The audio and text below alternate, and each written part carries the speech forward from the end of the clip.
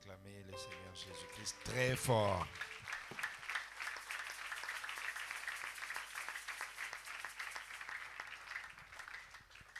Nous disons, béni soit le nom du Seigneur. Nous allons nous lever pour commencer notre réunion de ce matin au nom du Seigneur Jésus-Christ. Nous allons tous nous lever. Péniel, sœur Péniel, est-ce que tu veux te lever?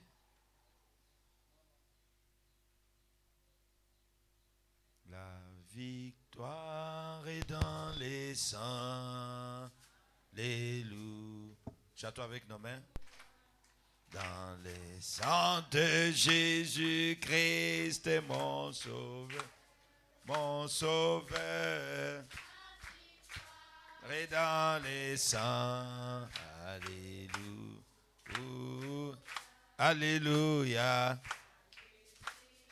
À lui l'honneur, à l'agneau gloire et puissance à Jésus. Gloire à lui l'honneur, à lui l'honneur. La victoire est dans les saints. Alléluia. Tapez les mains. À Jésus la gloire, à lui l'honneur. À Jésus gloire et puissance à l'agneau. Gloire à lui l'honneur, à lui l'honneur. La victoire est dans les saints. Alléluia.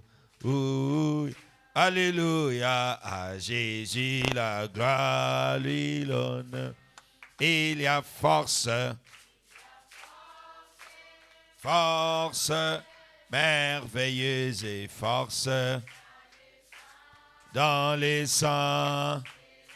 Je n'entends pas les mains. Il y a force merveilleuse et force précédé. Il y a force, tapez les mains.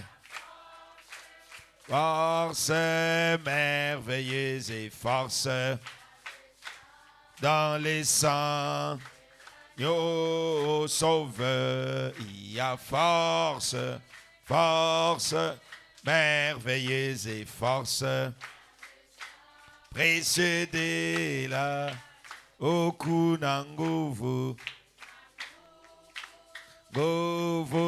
ya ajabu kubwa kati damu Mwokozi Yesu. Kuna nguvu ya ajabu kubwa kati damu yake Yesu. Y a pas d'autre nom que le nom de Jésus. Il n'y a pas d'autre nom que le nom du Seigneur. Il n'y a pas d'autre nom que le nom de Jésus. Il est digne. Il est digne de l'honneur. Il est digne de puissance et louange.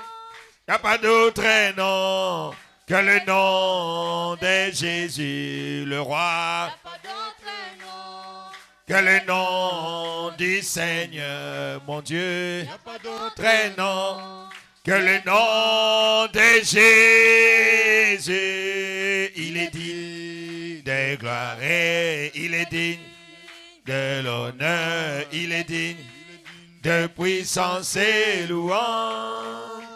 Il n'y a pas d'autre nom que le nom de Jésus. Il n'y a pas d'autre nom que le nom du Seigneur.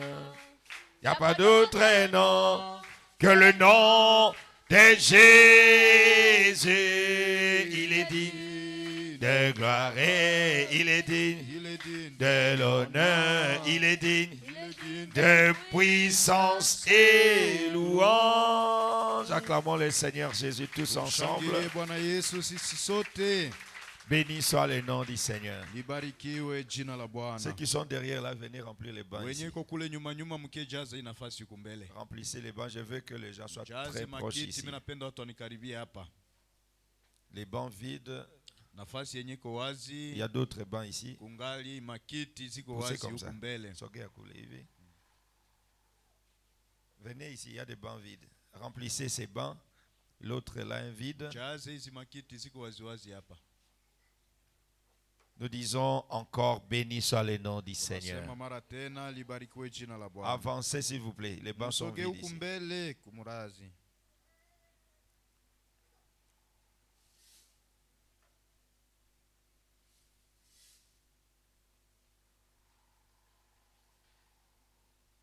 Que le Seigneur Jésus vous bénisse infiniment. Bwana Yesu awabariki sana. Nous commençons notre réunion de ce matin au nom de Jésus-Christ. La Bible dit tout ce que vous faites en parole ou en acte, faites-les au nom de Jésus-Christ. Et maintenant, les cours vont bientôt reprendre. Le lundi, les cours vont reprendre. Je crois que ça sera le 1er ou le 2. Le 2 septembre. Itakuwa le 1er septembre. C'est le 1er septembre. Je crois que c'est le lundi que reprennent les cours. Oui, oui. Les cours reprennent le 1er septembre. Donc, avant de commencer les cours, nous devrions faire cet acte au nom de Jésus-Christ. Que chacun de nous prie le Seigneur. Prions tous le Seigneur Jésus-Christ. Élevez votre voix. Parlez à Jésus. Parlez-lui de l'ouverture scolaire. Dites-lui, Seigneur, je veux que cette ouverture, je puisse être le premier.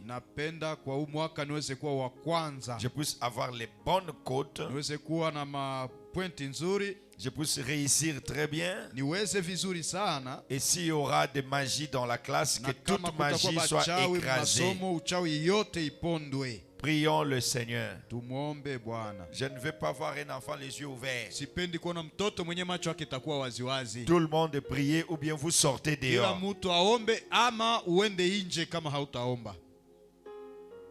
Prions le Seigneur tous.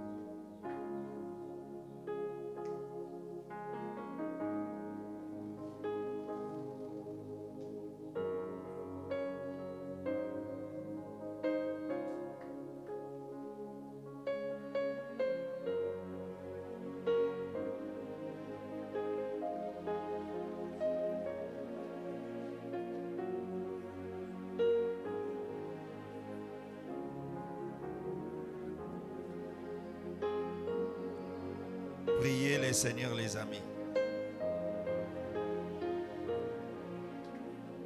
Et les parents qui sont dans la salle, priez aussi pour tous les enfants qui sont ici.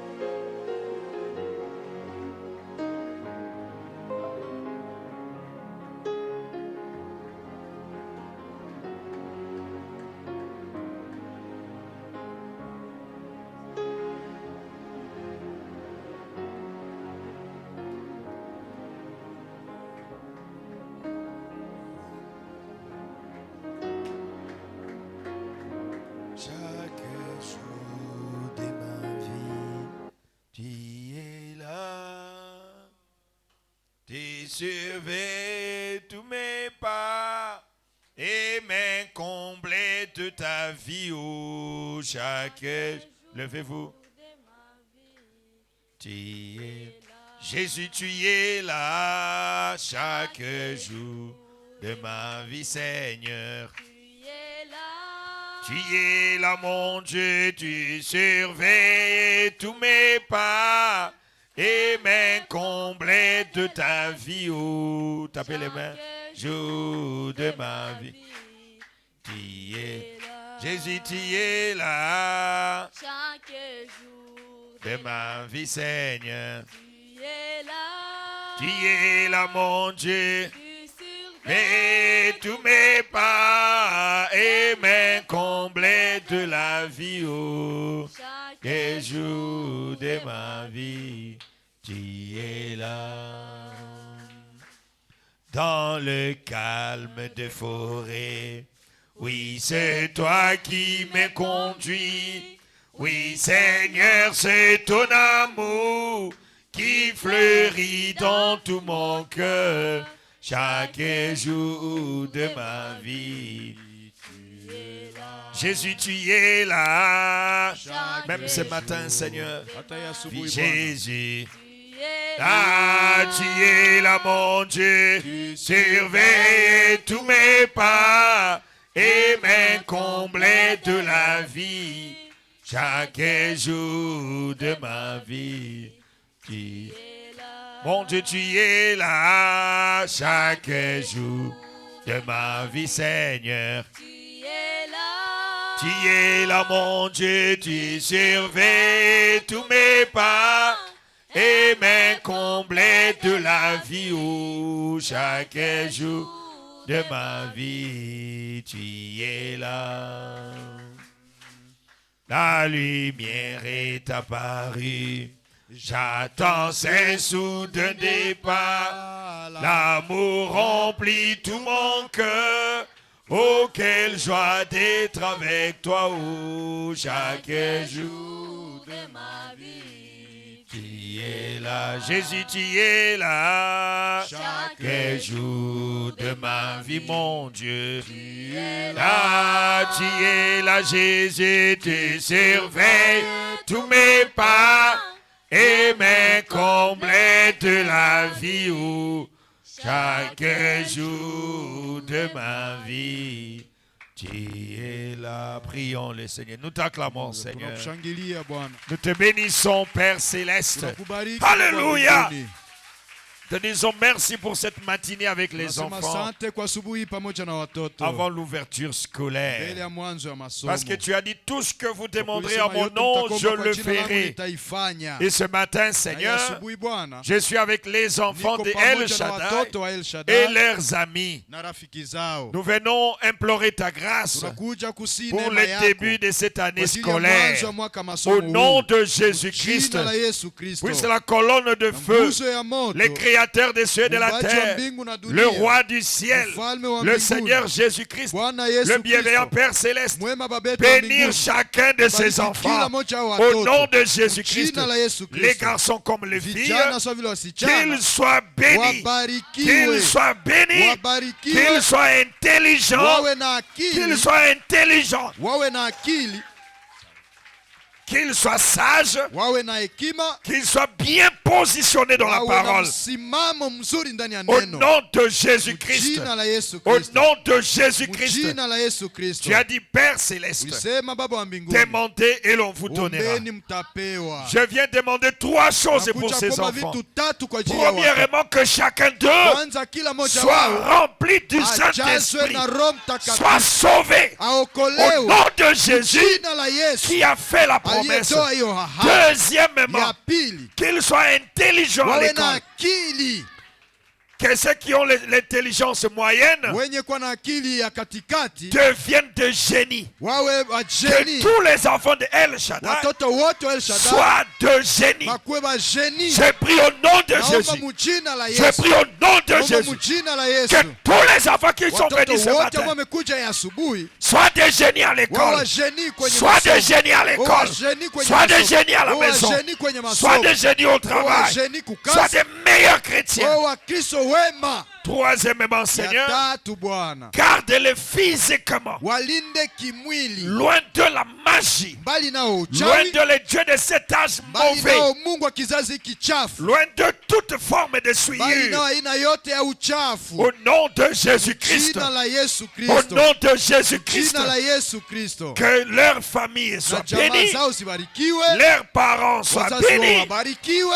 que chacun d'eux na kila mmoja wao soit séparé du péché, atengwe na dhambi, soit séparé de la atengwe mbali souillure. na Au uchafu. nom de Jésus-Christ, Jina la Yesu Kristo, au nom de jina Jésus-Christ. la Yesu Kristo. Père, tu as dit, Baba, ulisema tout ce que vous demanderez au Père en yote mon nom, mtakaomba kwa Baba kwangu, Je kwa le jina langu, ferai. nitaifanya. ainsi Père ce Hivi matin, Baba, hii asubuhi je prie que chacun de naomba ces kwamba enfants kila mmoja wa watoto soit sauvé, aokolewe, soit béni d'une grande abarikiwe na intelligence. akili kubwa Parce sana, que tu as dit, kwa kuwa ulisema tu ne seras jamais la queue, hautakuwa kama mais tu mkia, seras toujours la kila mara tête. utakuwa kichwa, Tu ne seras jamais en bas, hautakuwa kamwe mais tu chini, seras toujours lakini en kila wakati haut. utakuwa juu. Ainsi bénis ces Baba, enfants bariki hao watoto, et accomplis ta parole. natimiza neno C'est lako. au nom de Jésus qui a Jina fait la la Yesu promesse. aliyetoa ahadi, J'ai ainsi prié, nimeomba hivi demandé. na kusihi. Amen. Amina. Amen. Acclamons le Amina, roi du ciel. tumshangilie mfalme wa mbinguni. Acclamez très fort Jésus-Christ. Shangilia sana Bwana Yesu Kristo.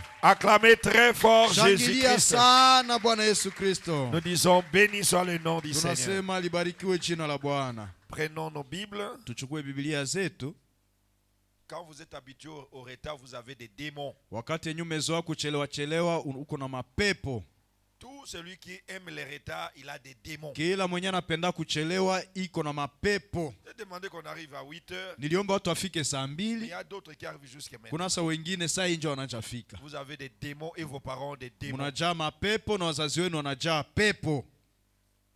Si vous ne savez pas respecter le temps, Kama mjui kuheshimia wakati, c'est que vous n'allez rien respecter dans la vie. maana hautaheshimiaka chochote maisha yako. Et vous ne deviendrez rien dans la vie. Na hautakuwaka kitu hata maisha yako. Le premier élément de la bénédiction, Kitu ya kwanza ya baraka c'est le respect de l'heure. ni kuheshimia wakati.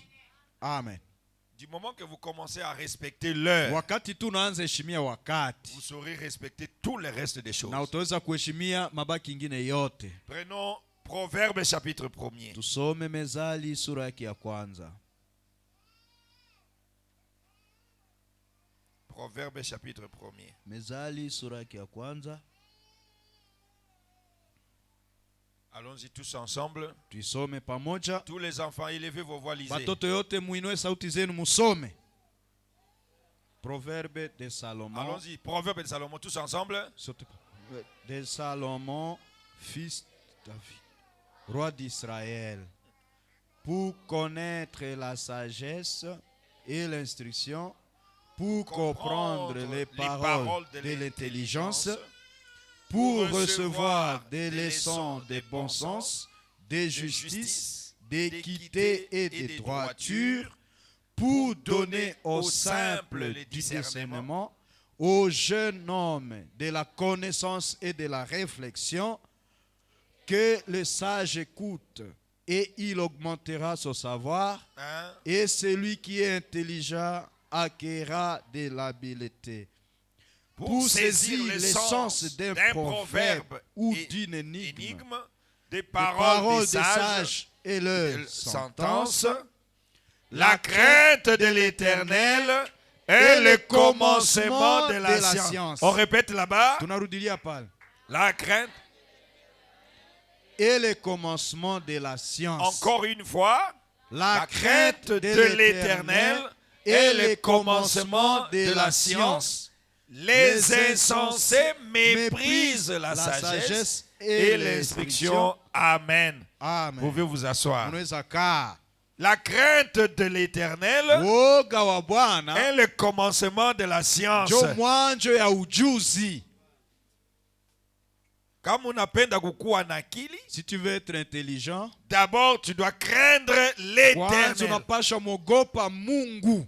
Tout enfant qui craint l'Éternel, Kila mtoto mwenye anaogopa Mungu, l'Éternel lui donne la science. Mungu anampatia akili. Dieu lui donne l'intelligence Mungu anampatia ujuzi, anampa akili. Qui veut être le premier de la classe ici? Anapenda kuwe wa kwanza masomo La yao. première des choses, Kitu ya kwanza, craignez l'Éternel. ogopa Mungu. Respectez et vivez la parole de Dieu. Heshimia na uishi neno la Mungu. Amen. Tout enfant qui vit la parole de Dieu, Kila mtoto mwenye naishi neno la Mungu, tout enfant qui respecte les principes de Dieu, kila mtoto mwenye naheshimia mikataba ya Mungu, tout enfant qui respecte la Bible, kila mtoto mwenye naheshimia Biblia, il sera le premier. atakuwa tu wa Il kwanza. sera la tête. Atakuwa kila mara kichwa. Celui qui donne l'intelligence, Mwenye anapanaka akili c'est le Seigneur ni Jésus-Christ. Bwana Yesu Kristo. Et c'est lui qui t'a créé. Na yeye ndio alikuumba. C'est lui qui m'a créé. Na yeye ndio ameniumba. C'est lui qui nous a Ni créés. ambaye alituumba. Si tu le crains, Kama unamwogopa yeye, il te donne l'intelligence. anakupa akili. Amen. Mais si tu deviens kavuruga, Lakini kama unakuwa kivuruga, tu deviens désordonné. unakuwa mtu mwenye ana utaratibu. Tu ne respectes pas les gens. Hauheshimi yake watu, Tu ne respectes pas l'église. hauheshimi yake Tu ne kanisa, respectes pas les enseignants. hauheshimi yake walimu. Dieu va enlever l'intelligence. Mungu atakuondolea akili, anakunyang'anya akili. Et à chaque proclamation, vous serez toujours les derniers. Na wakati yote ya matangazo ya masomo wote utakuwa wa mwisho na 30%, ma 28%, ma 28%. 9%. Unashindwa lote, unafukuzwa. Mais celui qui respecte la parole. Lakini mwenye kuheshimia neno, Si tu veux avoir de la science, kama unapenda ukuwe na elimu, si tu veux être quelqu'un de grand demain, kama unapenda uwe mtu mkubwa kesho, d'abord craignez l'Éternel. kwanza umwogope Bwana, umwogope Mungu. Aujourd'hui à l'école, il y a beaucoup de choses néfastes, Leo kumasomo kuko vitu mingi vibaya sana, surtout dans les humanités. zaidi sana kwenye shule ya Les kisekondari. enfants qui ont les téléphones, Batoto iko na masimu, les enfants qui ont accès à la télévision. batoto benye wanapata neema ya kuwa na television, C'est le désordre. ni mchafuko. Un enfant qui veut être intelligent, Mtoto mwenye anapenda kuwa na akili, il écoute le professeur. anasikilizaka mwalimu. Il ne dérange pas en classe. Aletake fujo masomo. Les dérangeurs ne sont pas les enfants du royaume de Dieu. Bakuleta fujo haiko batoto ya mfalme ya Mungu. C'est eux qui ont les 50%. Bonjo wanapataka tu ma 50%. Si tu as 50%, Ukapata 50%, quelque part Dieu ne te connaît pas. fasi moya hivi, maana ke Mungu hakujue. Parce que Mungu alisema batoto yake batakuwa toujours Puisque yulu. Dieu a dit que tous ses enfants seront toujours la tête. Ils seront toujours la tête, Batakuwa tu yulu. jamais la queue. Hawatakuwaka mkia. C'est la parole du Seigneur. Ni neno la Bwana. Amen. Les enfants de Dieu Batoto ya Mungu devaient avoir 90%, wanapaswa kuwa tu na 90%, 80%, 80%, mwisho 70%. mwisho 70%. Vous êtes en dessous de 70%, Ukashuka chini ya 70%, c'est qu'il y a quelque chose qui ne marche pas. maana kuko kitu yenye haiendeke. Dieu donne l'intelligence aux gens qui le respectent. Mungu anapanaka akili kwa watu wanaomheshimu. Dieu donne l'intelligence aux enfants qui sont sérieux. Mungu anapatiaka akili batoto wenye biko timamu. Dieu donne l'intelligence aux gens qui ne se suivent pas. Mungu anapatia akili benye bajichafue chafuake. On a dit à Frère Branham, Baliambiaka ndugu Branham, ne bois pas, usikunye pombe, ne fume pas, usivute sigara, ne suis jamais ton corps. usichafue kamwe mwili wako. Si tu respectes ça, Kama unaheshimia ile, Dieu va te bénir. Mungu atakubariki. Tu seras intelligent à Utakuwa na l'école. akili sana kwa masomo. Toutes les questions de l'enseignant, Maswali yote yenye mwalimu ataleta, toi tu vas les répondre. wewe utaijibia kwa Pasteur upesi. Médard, tu déranges. Oh, mchungaji Medari uko naleta fuyo pale. Je vais te chasser. Ndakufukuza.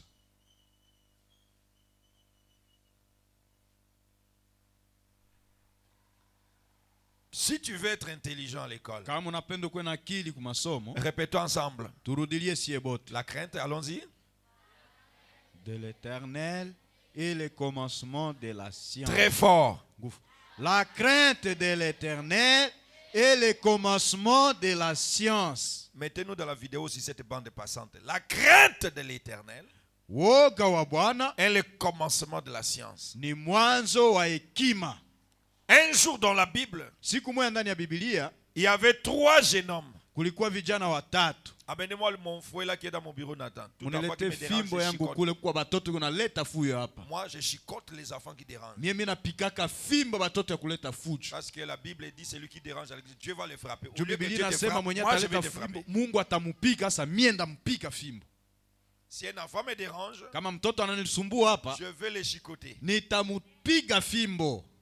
Demandez à vos amis, il y a des amis que j'ai fouettés Muulize barafiki l'année yenu passée hapa, ici. kuku barafiki yenu wenyewe nishakapika fimbo hapa L'année passée. mwaka iliyopita. Moi, je ne suis pas vos enseignants là. Mie siko bale balimu yenu. Vous me dérangez, je vous fouette. Ukasumbua mimi nakupika fimbo.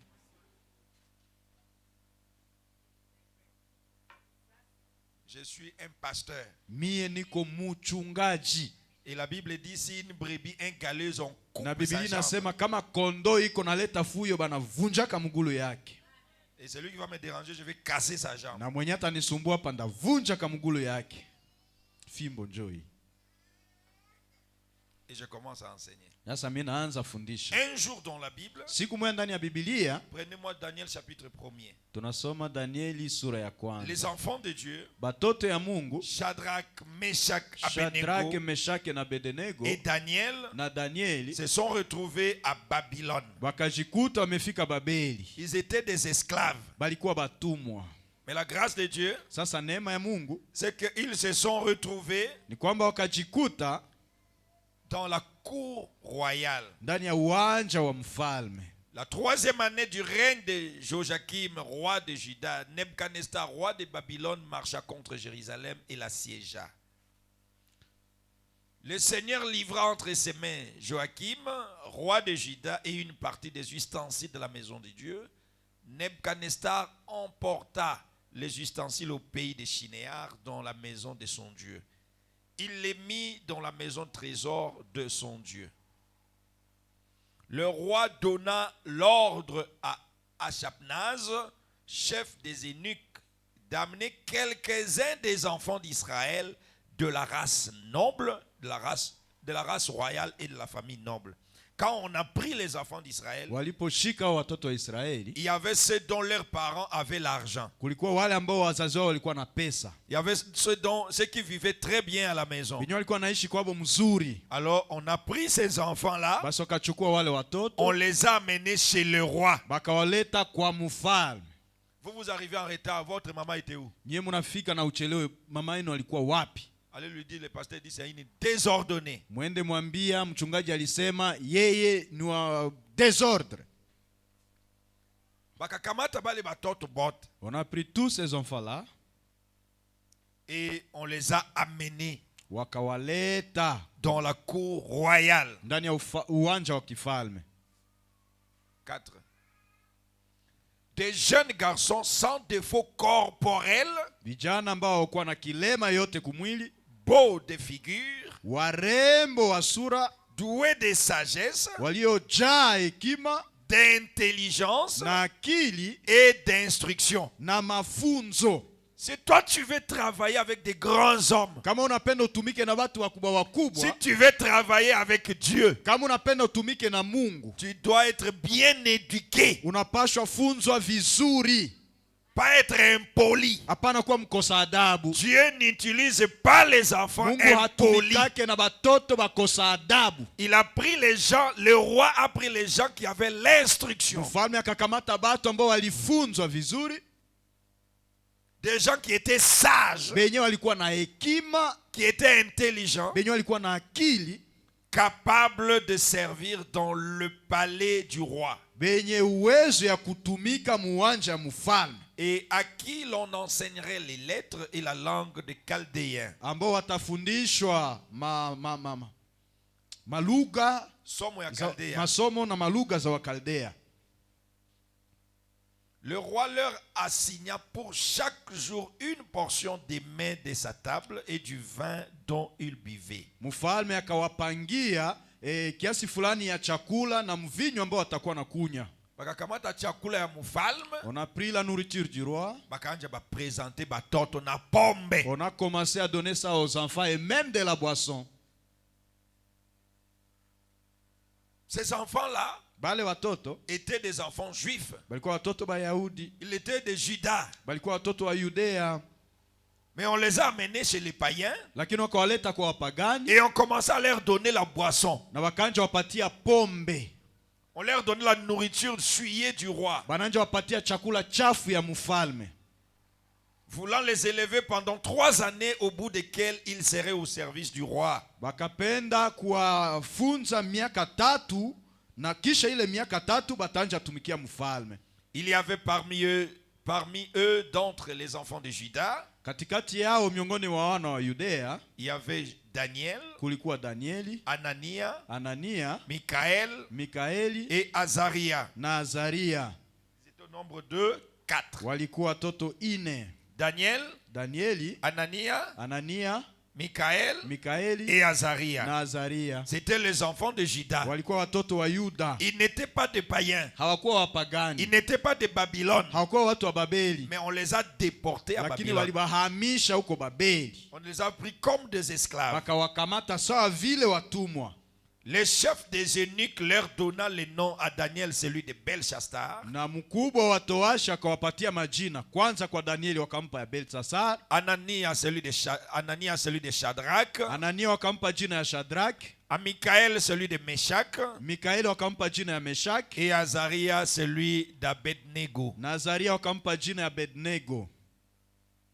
Daniel résolut de ne pas s'essuyer avec les mets du roi et par le vin dont le roi buvait. Danieli akaamua kutokujichafua na chakula ya mfalme na kwa ile mvinyo ambao mfalme alikuwa anakunywa. Le roi a amené le vin. Mfalme akaleta mvinyo. Il a amené la nourriture souillée. Na akaleta chakula kichafu. Daniel a dit, je ne prendrai pas ça. Danieli akasema mie sitakula ile. Daniel a refusé la chose souillée. Danieli akakataa vitu vichafu. Et il pria le chef des eunuques de ne pas l'obliger à s'essuyer. Na akamsihi mkubwa matoashi asimshurutishe kujichafua. Tous ensemble, Daniel a refusé de s'essuyer. Sote Danieli a refusé de s'essuyer. Daniel a refusé de s'essuyer. Daniel a refusé de s'essuyer. Qu'est-ce que Daniel a fait? Daniel alifanya nini? Alikataa kujichafua. Il a refusé de s'essuyer. Ils étaient à l'école. Walikuwa kwenye shule. Comme vous allez maintenant aller à l'école. Kisi na nyie hapa mutaenda kumasomo. La suite d'aujourd'hui, c'est le TikTok. Mchafu ya leo ni TikTok. C'est le Facebook. Ni Facebook. C'est les mauvais amis. Ni barafiki babaya. Les amis païens. Barafiki bapagani. Les amis qui parlent de mauvaises choses dans leur bouche. Barafiki benye wanasemaka vitu vya ovyo ovyo mkinywa zao. Les amis qui citent les parties du corps. Barafiki benye wanataka sehemu viungo vya mwili. Ne soyez pas leurs amis. Musikwe rafiki yake na bale. Refusez de vous souiller comme Daniel a fait. Katala kujichafua gisi Danieli alifanya. Daniel a refusé les mauvaises choses. Daniel akakataa vitu vichafu. Daniel a refusé les choses du monde. Daniel akakataa vitu ya dunia. Daniel a refusé. Daniel alikatala de s'essuyer. Kujichafua. Répétons ensemble. Daniel a refusé de s'essuyer. Daniel a refusé de s'essuyer. Il a refusé la saleté de ce monde. Il a refusé la saleté de ce monde. Voilà, 9. Dieu fit trouver à Daniel faveur et grâce devant le chef des eunuques. Mungu akafanya Danieli apate kibali mbele ya mkubwa wa watoashi.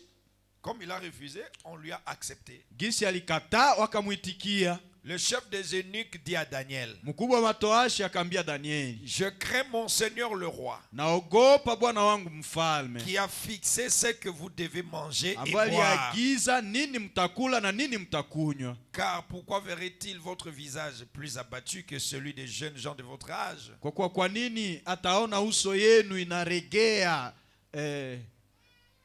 mbele ya vijana wengine wote wa umri wenu? Vous exposeriez ma tête devant le roi. Mutanihatarisha mbele ya mfalme. Alors Daniel dit à l'intendant à qui le chef des eunuques avait remis la surveillance de Daniel, de Anania, de Michaël et d'Azaria. Basi Danieli akamwambia mkubwa wa toashi aambie ule msimamizi ambao aliweka juu yake yeye Danieli na Anania na Mishaeli na Azaria, éprouve tes serviteurs pendant 10 jours. pima kwanza watumishi wako msiku 10, et qu'on nous donne des légumes à manger et de l'eau à na boire. watupakie mboga ya majani kuwa chakula na maji kama vile kinywaji. Tout enfant qui mange les légumes sera corpulent. Kila mtoto mwenye anakulaka mboga za majani atakuwa na mwili nono. Dites à vos mamans de vous donner chaque repas qui est les légumes. Mwambie wa mama wenu wapatie kila mbele ya kila chakula wapatie chakula ya mboga ya majani. Manger la viande chaque jour amène beaucoup de maladies. Kukula nyama kila siku naletaka magonjwa mingi. Il faut manger aussi les légumes. Inaomba vile kukula mboga za majani. Hein? Nasikia? Lundi viande, mardi viande. Sikia kwanza nyama, Vous ne ya serez pili pas nyama. intelligent. Hautakuwa na akili. Amen. Pour être intelligent aussi, Juu kwe vile na akili, il faut manger les légumes. inaomba kukula mboga za majani. Est-ce que quelqu'un m'entend? Je, unanisikia? Celui qui mange les légumes Mwenye anakulaka mboga za majani et qui boit beaucoup d'eau. na nakunywa maji mengi. C'est la Bible. Biblia njiko nasema. Il mange les légumes Anakula mboga za et majani il boit beaucoup. na nakunywa maji mengi. Il mange quoi? Anakula nini? Et il boit? Na nakunywa nini? Maji. Papa, si takula kama nyama haika, mimi sitakula Papa, je leo. ne mangerai pas s'il n'y a pas la viande, je ne mangerai pas. Hautakuwa na akili. Tu n'auras pas de l'intelligence. Je vais te chicoter. Ndakupika fimbo. Pour que cet enfant te tue ici. Mtoto wa kiburi ni wa nani huyo? Amenez-le dehors. Peleke kule nje. Ils sortent. Atoke nje. Une petite fille comme ça têtue là, quand il va grandir. Kamsika kadogo na kiburi, sasa atakomea, si atakuwa pepo.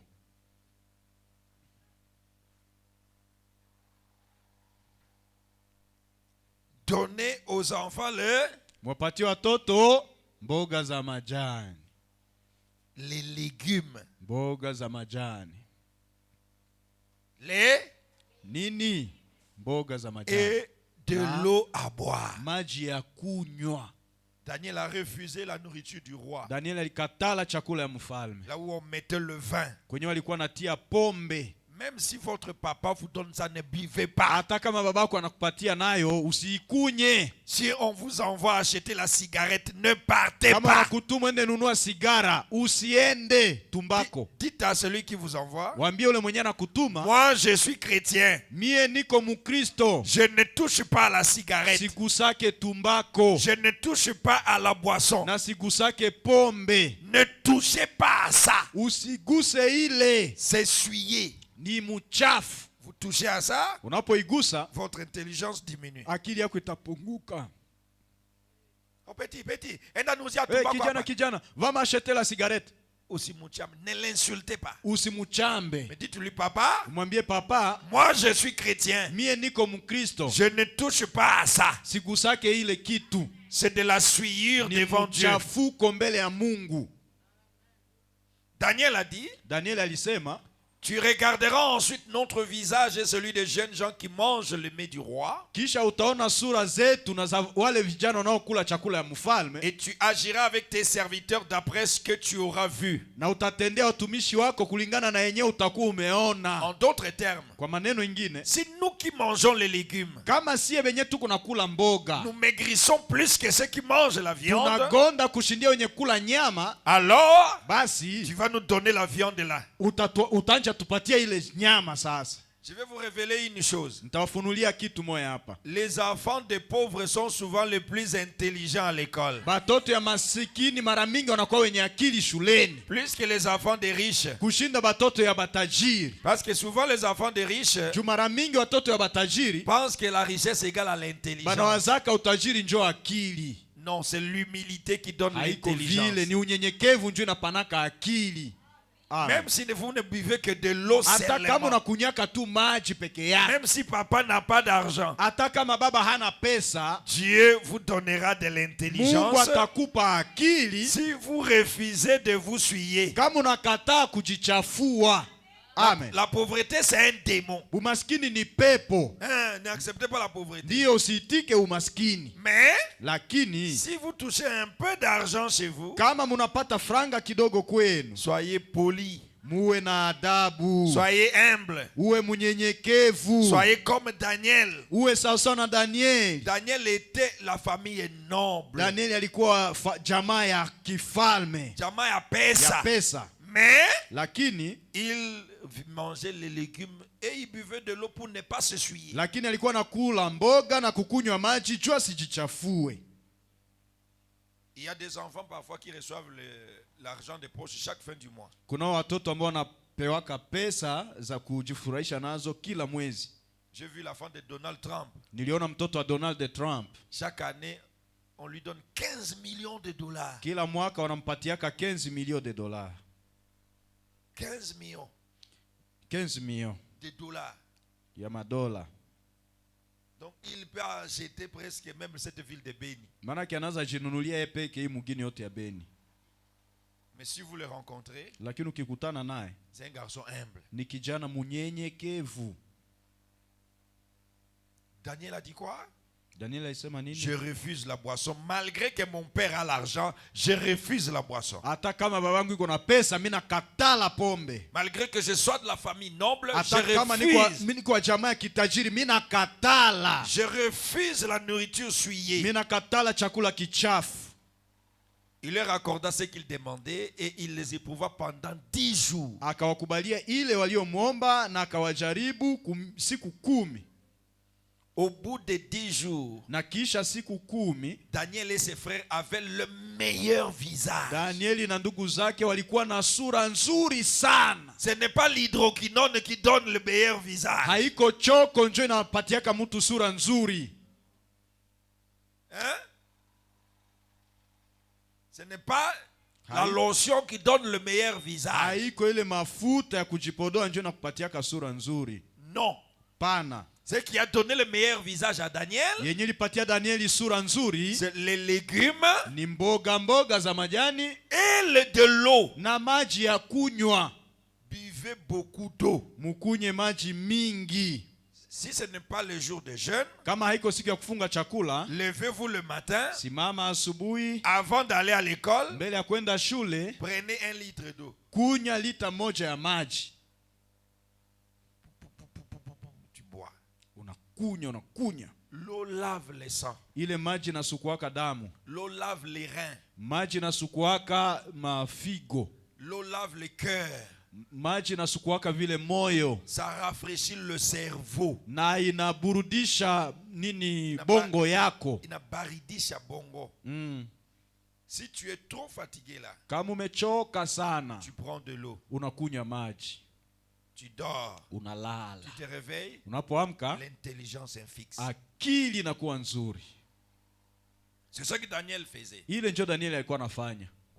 Au bout de 12 jours, ils avaient le meilleur visage. Kisha siku 10 walikuwa na uso nzuri Et sana. plus d'embonpoint que tous les jeunes qui mangeaient à la table du Na roi. wakanona kushindia bakiana yote yenyewe walikuwa nakula kumeza ya mfalme. Après 10 jours à kukula sombe na mai, Kisha siku wanakuwa 10 banene. de manger du sombe de l'eau, izoi des embonpoints. Balikatala kujichafua.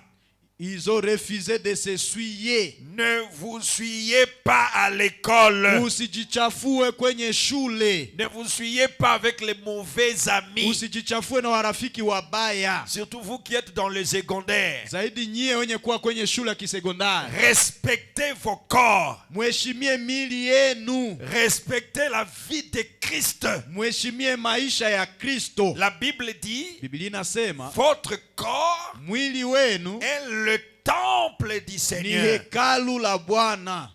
Amen. Quand Jésus est arrivé au temple, Wakati Yesu alifika kwenye hekalu, il a trouvé les gens qui dérangeaient au temple. Il a fait quoi? alikuta watu iko naleta fujo ndani ya hekalu. Il Alifanya a nini? tapé les gens. Akawapiga fimbo, Et si akawahumba. toi tu es le temple du Na Seigneur kama na uko hekalu ya Bwana et que Jésus trouvait le désordre, na Yesu anakuta désordre, il va vous taper. atakuhumba.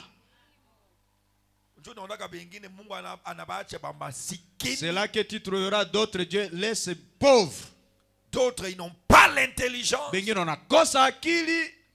Imaginez-vous, vous étiez en classe 50 personnes. Fikiria mulikuwa masomo batu 50. Mais c'est toi qui as 50%. Lakini wewe tu ndio unapata 50%. Même les païens vous dépassent. Hata bapagani banakushinda akili. C'est une honte pour toute la famille. Iko haya kujamaa yote.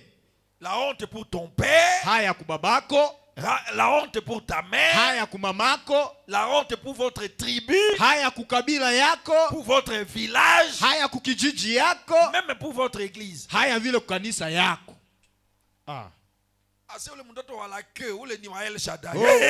Ule mtoto wa mwisho ni wa El Shaddai. Hapana. Hapana. Je veux que vous soyez tous la tête ici. Ninapenda nyie kila mara mkue wa kwanza. Je veux que tous les enfants d'El Shaddai soient la tête dans leurs écoles. Mbele mkanisa ya masomo yao. Je répète encore, je veux que chacun de vous soit la tête. Kila mmoja unakuwa mbele. Partout où vous serez. Kote kwenye mtakuwa. Même aux États-Unis. Hata kule Marekani. Soyez la tête. Mkue mbele. Je dis soyez la tête. Nasema mkue mbele. Au nom de Jésus, soyez la tête. Mkue mbele. La condition, lakini shurti, ne vous suyez pas. Musijichafue. N'entrez pas dans le désordre de la classe. Musingie mchafuko ya masomo. N'entrez pas dans le clique des enfants. Musingie mu makundi ya batoto bashindikana. À l'école, kule kumasomo, qu'on sache que vous êtes un chrétien. Bajue wazi kwamba uko Mkristo. Qu'on sache que tu adores El Shaddai. Bayue gisi wewe unaendaka kwa El Shaddai. Que tu respectes les enseignants. Kwamba unaheshimiaka balimu. Ne faites pas l'école buissonnière. Usikwe na kimbia masomo. Dieu refuse ça. Mungu anakatala ile. Et le pasteur Médard refuse aussi ça. Na mchungaji Medari anakatala ile. L'intendant emportait les mets et le vin qui leur était destiné, il leur donnait des légumes. Na ule mwenye kwa nasimamia chakula alikuwa anapeleka mbali chakula na pombe, lakini akawapatia wao mboga. On a pris la boisson, le vin qu'on a amené à Daniel. Ile pombe yenyewe alikuwa analetea Danieli. L'intendant prenait ça. Msimamizi wa meza alikuwa anaikamata. Et il donnait à Daniel les légumes. Sasa Danieli wanampatia mboga. Le vin qu'on a amené à Azaria. Na pombe yenyewe alikuwa analetea Azaria. Il prenait ça. Alikuwa anaikamata. Et il donnait les légumes. Na anampatia maji. Le vin qu'on a amené à pombe yenyewe alikuwa analetea Mikaeli. Il prenait ça. Yeye alikuwa anaikunya. Il lui donnait les légumes. Na anampatia yeye mboga. Le vin qu'on amenait à Anania. Pombe yenyewe alikuwa analetea Anania. Il prenait ça. Ule mkubwa wa meza alikuwa anaikunya. Et il donnait à Anania les légumes. Na kwa Anania anampatia mboga. Dieu accorda à ces 4 jeunes gens de la science. Mungu akawapa hawa vijana elimu, de l'intelligence, akili, dans toutes les lettres, je veux dire dans tous les domaines. Manake ndani ya masomo yote. Banasoma mathématiques, anakuwa wa kwanza. Ils étudient le premier. Géographie, wa géographie, il est toujours premier. Histoire, wa kwanza. Toujours premier. Science, wa kwanza. Science anakuwa tu wa kwanza. Parce qu'ils se sont gardés. Ils ont refusé de s'essuyer. Ils ont respecté la parole de leur temps. Ils ont respecté le message qu'ils ont écouté en Israël. Ils ont respecté le conseil de leur pasteur. Ils sont devenus les plus intelligents de tout un pays. Imaginez, on prend tous les élèves du Congo, vous êtes les plus intelligents. Mais le président va vous prendre chez lui. Vous aurez la bourse de l'excellence. Moi j'ai étudié sous bourse, moi votre pasteur. Pourquoi? J'ai respecté mes parents. J'ai respecté les enseignants. Et j'ai respecté la parole de Dieu. Je ne m'étais pas souillé. Si j'avais peu de pourcentage à l'école, c'est 88%. Et quand j'ai terminé la 6e, c'est en 6e que j'ai eu peu de pourcentage. Sur 21 élèves, j'ai réussi seul. kwenye kulikuwa wanafunzi 21 nikaweza tu mie peke avec 51%. na 51%. Mais malgré cela, Lakini japo ile on m'a accordé la bourse pour venir à l'université pendant 5 ans. bakanipatia bourse kusoma bure ku university miaka 5. Et ce sont les Américains qui m'enseignaient. Na ni wa Marekani ndio walikuwa wananifundisha. Ils quittaient la Géorgie, Balikuwa natoka kule Georgia, ils quittaient le Canada, balikuwa natoka Canada, ils quittaient le Washington, balikuwa natoka Washington, ils venaient nous enseigner. banakia tufundisha.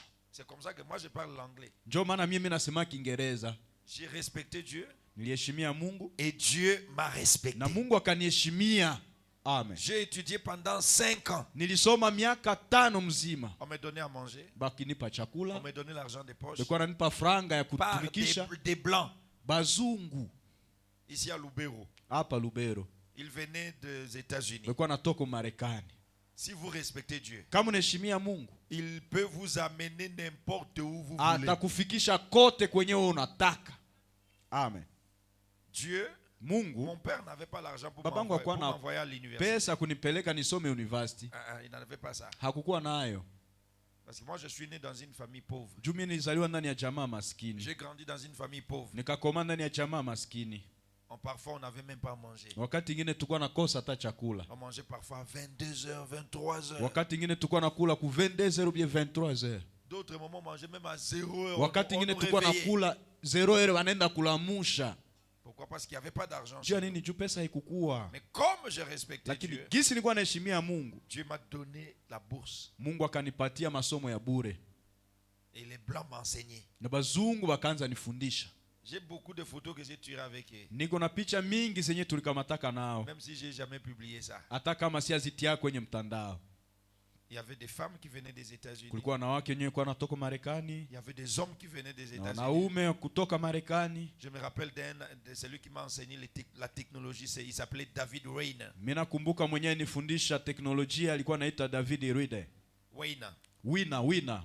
C'était un géant, un Américain, là, géant. Alikuwa wakabambi sana Marekani mkubwa. Nous étions 500 étudiants dans la salle. Tulikuwa wanafunzi 500 ndani ya shule, ndani ya Il somo. m'a tellement aimé Alinipendaka sana. au point qu'il m'a donné tous les secrets de l'époque. Kiwango akanipatia siri zote za ile wakati. Il dit, Médard, Akasema, Meda, if you'd like to be a great person, kama unapenda kuwa mtu mzuri, you must do this and this and this. unapaswa fanya hiki na kile na kile. Il m'a donné beaucoup de secrets que j'ai Akanipatia compris aujourd'hui. siri nyingi sana zenye nimeelewa sa leo.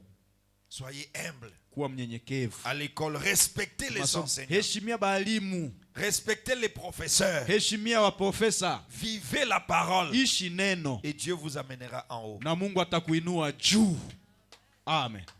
Amen. Amen. Respectez les enseignants. Heshimia walimu. Respectez les professeurs. Heshimia walimu. Toi, venez ici. We, kuya hapa. Toi. We, pale. Oui, Apollo. Kuya hapa.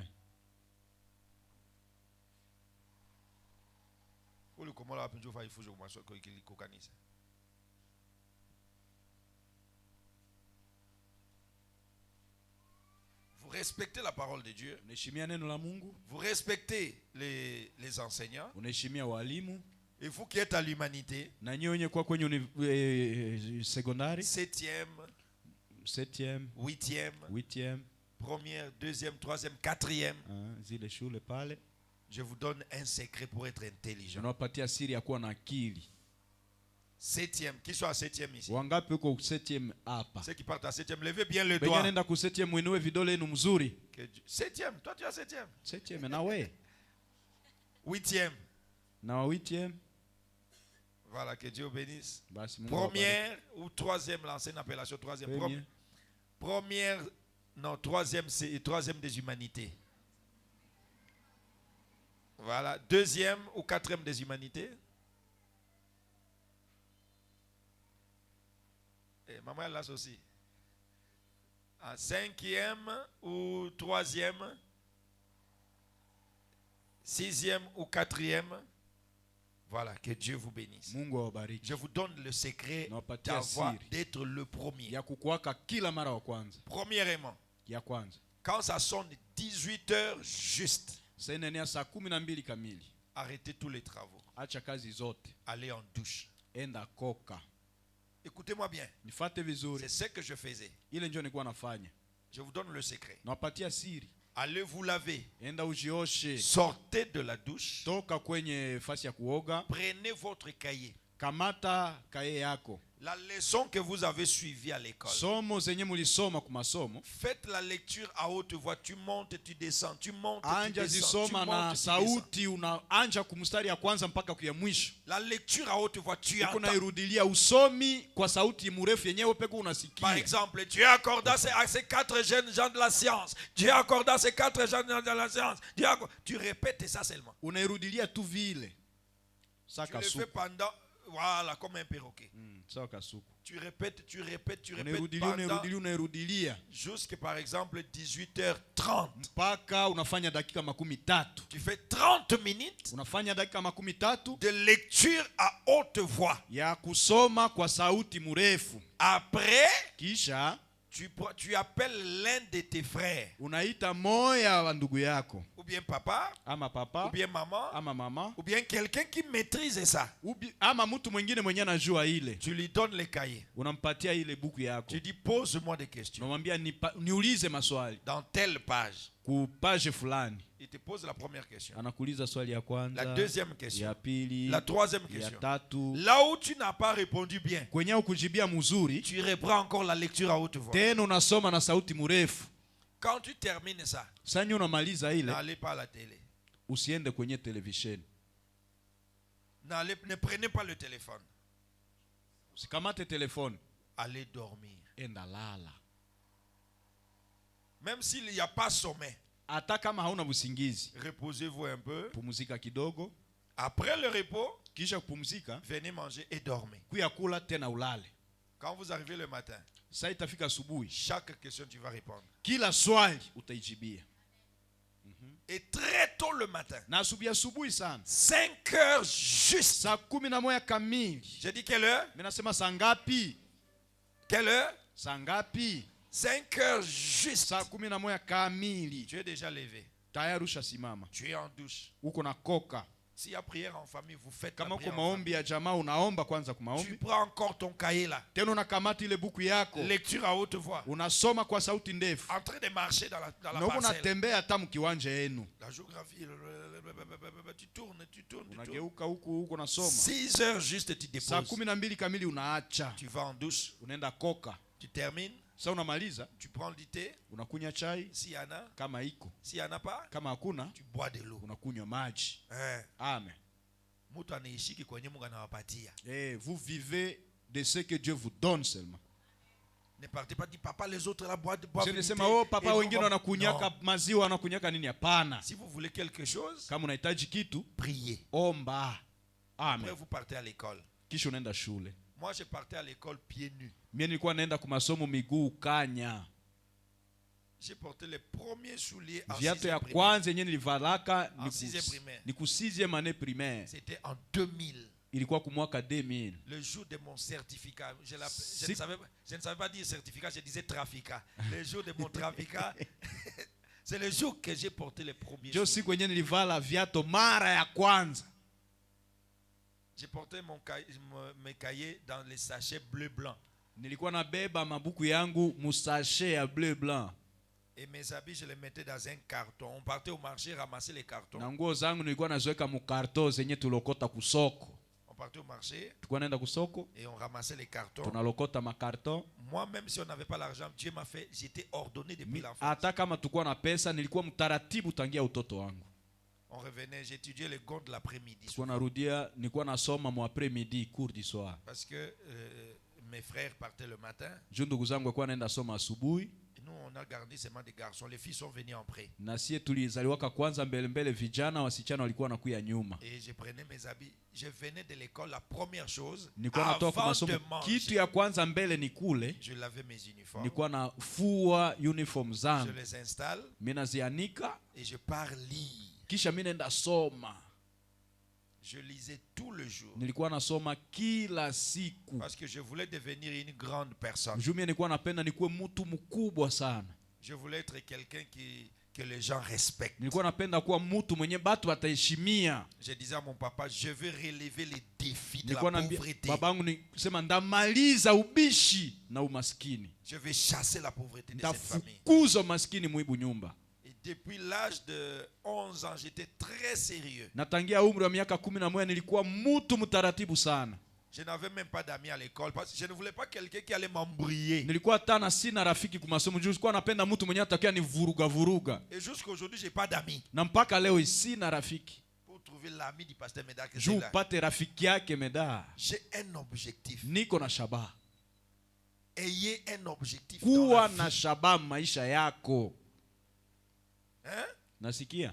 On ne part pas à l'école. Tout le monde, il y a des gens qui partent à l'école pour passer le temps. Kuko benye wanaenda kwa masomo kupitiza tu wakati. Mais toi, tu pars à l'école Lakini wewe unapoenda shule parce que tu dois aider tes parents ni juu demain. unapenda kesho usaidie bazazi yako. Je peux attendre un amen. Unaweza sikia amina hapa? Amina. Allez à l'école Enda shule pour venir aider vos parents juu demain. nyuma ukisaidia bazazi yako. Vous qui avez grandi, Nyie benye mmekomea. vous ne partez pas à l'école pour vendre vos sexes. Hamwendai kwa masomo kuuzisha ngono zenu. Dieu vous frappera. Mungu atawapika. L'intelligence Akili vient de la crainte de l'Éternel. inatoka kwa woga wa Bwana. Quand Daniel a refusé de s'essuyer, Wakati Danieli alikataa kujichafua, les quatre là sont devenus plus intelligents. wale waine walikuwa na akili sana. Ils avaient toutes les sciences. Balikuwa najua elimu zote. Vous lui posez la question en sciences, il est là. Unamuuliza swali kwa matematiki atajibu. Géographie, il est là. Geografia atajibu. Problème, il est là. Maprobleme atajibu. Tout, il répondait. Kubyote balikuwa napata majibu. Parce qu'il a refusé de se Juu souiller. balikatala kujichafua. Refusé la souillure Mukatae uchafu et la sagesse. na hekima. Et Daniel expliquait toutes les visions et tous les songes. Na Danieli alikuwa anafasiria maono yote na ndoto zote. Dieu n'utilise pas le pécheur. Mungu atumikishake batenda zambi. Répétez après moi. Mwirudilie. Dieu n'utilise pas le pécheur. Dieu n'utilise pas les pécheurs. Dieu ne bénit pas les pécheurs. Dieu ne bénit pas les pécheurs. Répétez très fort. Dieu Mwirudilie na n'utilise nguvu. pas les pécheurs. Wakati unaheshimia neno, Quand tu respectes la parole, Dieu Mungu anakuinua. c'est là que Dieu va t'élever. Exaucé, tu arrives maintenant. Ça c'est 8 heures. Exaucé. Je injo 8 heures sasa. Un gaillard comme toi là. Kiana mkubwa sawe pale. Dieu n'utilise pas les pécheurs. Mungu atumikishake mtenda zambi. Dieu ne donne pas l'intelligence aux voyous. Mungu apatiake akili bapumbafu. Tu te bats avec les enseignants. Unapiganaka na walimu. Tu réponds mal les enseignants. Unajibiaka walimu mbaya mbaya. Tu auras 0. Utapata 0. L'enfant doit être poli à l'école. Mtoto anapasha kuwa na adabu kwenye shule. Il doit respecter le professeur. Anapasha heshimia wa profesa. Il doit respecter surtout la parole de Dieu. Na zaidi sana anapasha heshimia neno ya Mungu. Et vous devez réviser vos cours à la maison. Na unapasha rudilia masomo yako kwenu. Après le cours, ce n'est pas les jeux. Kiisha masomo haiko wakati ya kwenda cheza. La vie, c'est un cursus. Maisha ni mwendeleo. Les études, Masomo c'est un cursus. ni mwendeleo. Si vous avez la télévision chez vous, Kama una televisheni kwenu, suivez des chaînes, des cours. mukwe nafata matelevisheni ya masomo. Tout le monde que vous voyez là, comment on les appelle là? Bale Lady bote Beg, benye munona kule ba Lady Beg, Sam le pompier, ba Sam le pompier, Bob le bricoleur. Bob le bricoleur. Ce sont des gens qui ont étudié, qui ont fabriqué ça. Ni batu benye balianjaka soma kisha bakatengeneza zile filamu. Et si vous n'étudiez pas, Na kama wewe usome, vous serez un chariotman ici. wewe utakuwa kusukuma charete hapa. Chukudu. Bombere, chukudere. Non, je n'appelle quoi bomber Qui veut être chukudere, bombere kesho. pour décharger ma gare. Kazi yako tu ni kushusha mizigo ya magari. Kutore. Nani anapenda Mungu ambariki kesho hapa? Qui veut être béni demain ici? Alors, il faut étudier. Basi nomba kusoma. Il faut respecter l'éternel. Naomba kumheshimia wa milele. Il faut respecter la parole. Unaheshimia neno. Et respecter les cours. Na unaheshimia masomo. Que Dieu vous bénisse. Na Mungu awabariki. J'ai dit que Dieu Nasema vous bénisse. Mungu awabariki. Amen.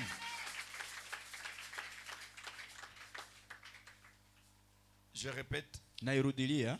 Daniel a refusé de s'essuyer. Daniel alikataa kujichafua. Et Dieu lui a donné l'intelligence plus que tous les enfants de Babylone. Mungu akampatia akili kushinda batoto yote ya Babeli. Et si vous allez refuser de vous essuyer, Na kama utakataa kujichafua, Dieu vous donnera l'intelligence plus que toute votre classe. Mungu atawapatia akili kushindia masomo yenu yote. Amen. Amen. La Bible dit ceci. Biblia inasema hivi. Demandez, Matthieu chapitre 7 verset 7. Ombeni mutapewa. Matthieu 7, 7. Même pour travailler ici, pour travailler ici au multimédia, kufanya kazi huku ya multimedia, il faut avoir été à l'école. Inomba huku ulisomaka. La partie, honorable Charles, à partir de cette année, on va commencer à prendre les enfants qui sont intelligents, enseigner-leur tout ici. Amen. Les enfants qui sont intelligents. Benye biko na akili tu njo benye tutakuwa nafundisha huku. Celui qui veut travailler pour Dieu, mwenye anapenda tumikie Mungu, il vient, on va lui enseigner. Anakuya tunamfundisha. Comme ça, il va servir aussi Dieu comme Daniel. Kisha naye atanja tumikia Mungu sawa vile Danieli. Dieu honore les gens qui le servent. Mungu anaheshimishaka benye wanamtumikia. Dieu exauce la prière de ses serviteurs. Mungu anajibiaka maombi ya batumishi yake. Demandez. Ombeni. Lisons ensemble à haute voix pamoja na sauti mrefu.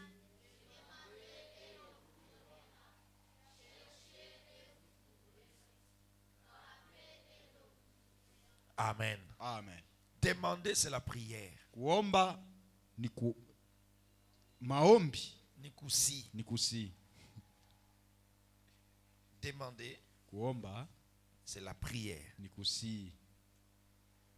Ne prenez pas la chose de papa à la maison sans demander. Usikamate kitu cha papa kunyumba na ukukiomba. Ne prenez pas la nourriture sans demander. Usijikamatie chakula bila kuomba.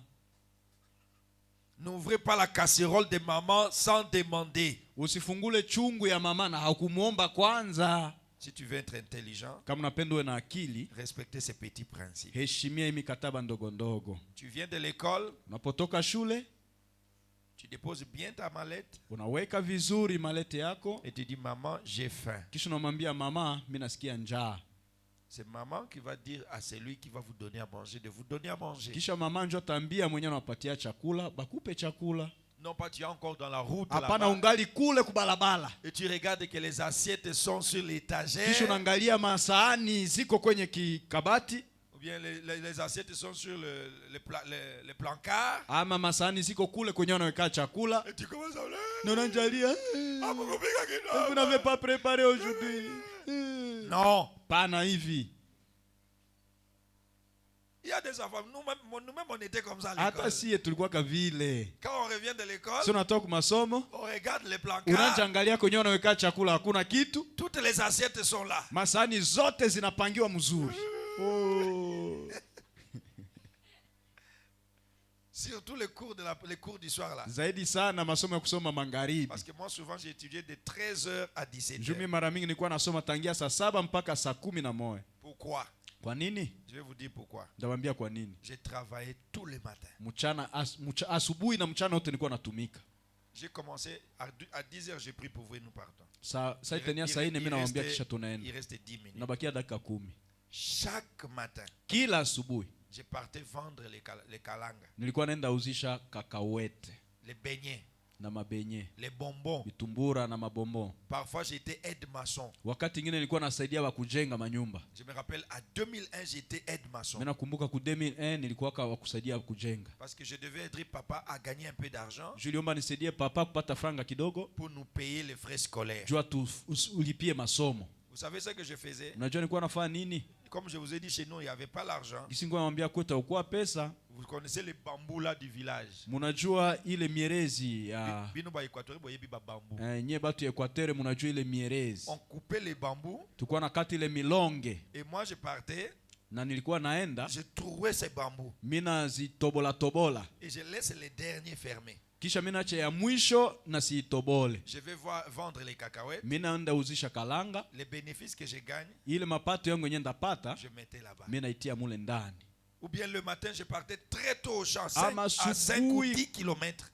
Kwenye kilomita 5 ama 10 mimi nalamukia kushamba. Ceux qui connaissent Loja, on Benyona- l'appelait ça Ouidalonda. Benye unajua Loja kunaitiwa Dalonda. Ouidalonda. Et je partais là-bas, Nilikuwa naenda kule, je coupais le bois. mimi nakata kuni, Je venais installer mimi nakia iuzisha et je m'asseyais là-bas. na mimi nikala pale. Je crois que c'était 1 centime, si pas 10 francs, quelque chose comme ça, j'oublie. Mimi nawazi ilikuwa kama mara C'est pas ngapi 10 hivi mimi francs ou bien 1 nasahau. centime. Ilikuwa nakuwa santime moya ama 10 francs. Beaucoup ne connaissent pas ça. Bengi abayue ile. Et quand je vendais, je mettais l'argent dans la Na caisse. sasa nilikuwa nauzisha mimi naweka franga mukese yangu ile. Quand on chassait les enfants de l'école, Senyo watafukuza watoto kwa masomo, moi on ne me chassait pas. mimi hawakuwa nanifukuza. J'avais dit à papa, on nous a chassés. Nilikuwa naambia baba baasha Il tufukuza. dit, je n'ai pas d'argent. Na anasema sina pesa. Je vais dans ma caisse, Mimi naenda mwile kesi yangu mimi nakunguta. je renverse, Mimi namwanga ute chini. je prends ce qu'on a demandé, Mimi nakamata yenyewe waliomba, je paye. mimi nalipa.